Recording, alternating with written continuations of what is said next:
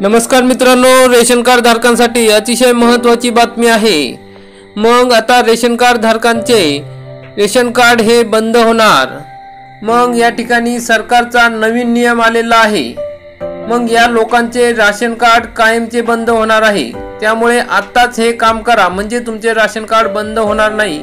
मग कोणते काम केले तर तुमचे रेशन कार्ड बंद होणार नाही त्याविषयी सविस्तर माहिती या व्हिडिओमध्ये बघणार आहोत। तरी मित्रांनो, आपण हा व्हिडिओ शेवटपर्यंत बघा। चॅनलवरती नवीन असाल तर चॅनलला सबस्क्राइब करा, बेल आयकॉनला क्लिक करा।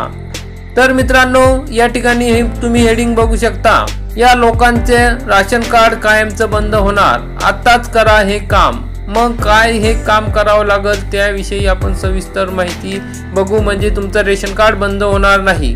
तर मग मित्रांनो, केंद्र सरकारने देशातील नागरिकांसाठी अनेक कल्याणकारी योजना राबवल्या आहेत।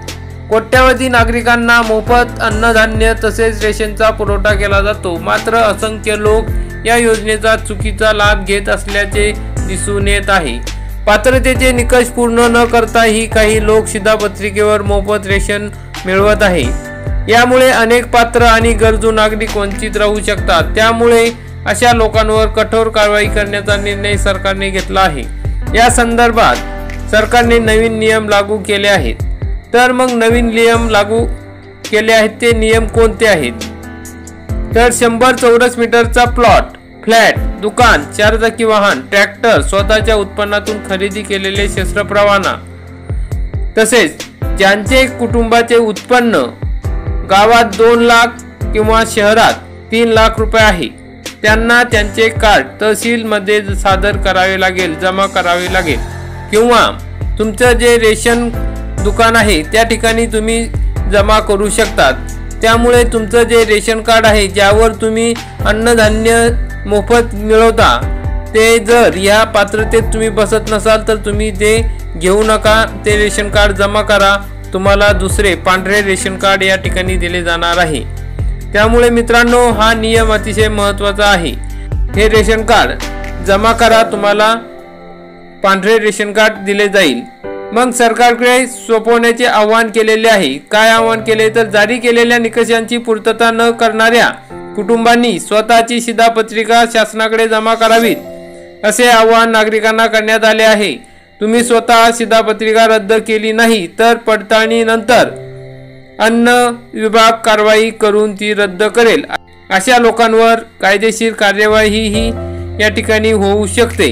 तर मग मित्रांनो, या ठिकाणी तुमचं जर रेशन कार्ड हे केशरी असेल किंवा पिवळं असेल आणि तुम्ही त्याचा लाभ घेत असेल तर तुम्ही आत्ताच ते रेशन कार्ड जमा करा। नंतर ज्यावेळेस पडताळणी होईल त्यावेळेस पडताळणी दरम्यान तुम्ही आढळले तर त्यावेळेस कंपल्सरी तुमच्यावर त्या ठिकाणी कार्यवाही होणार आहे। त्यामुळे मित्रांनो, आत्ताच हे रेशन कार्ड सरकारकडे जमा करा। मग काय कारवाई होणार आहे तर या नियमानुसार शिधापत्रिका सादर न केल्यास पडताळणीनंतर अशा लोकांची शिधापत्रिका रद्द केली जाईल। यासोबतच त्या कुटुंबावर कायदेशीर कारवाई केली जाईल। एवढेच नाही तर या कुटुंबांनी आतापर्यंत जे काही रेशन घेतले आहे तेही त्यांच्याकडून वसूल केले जाईल।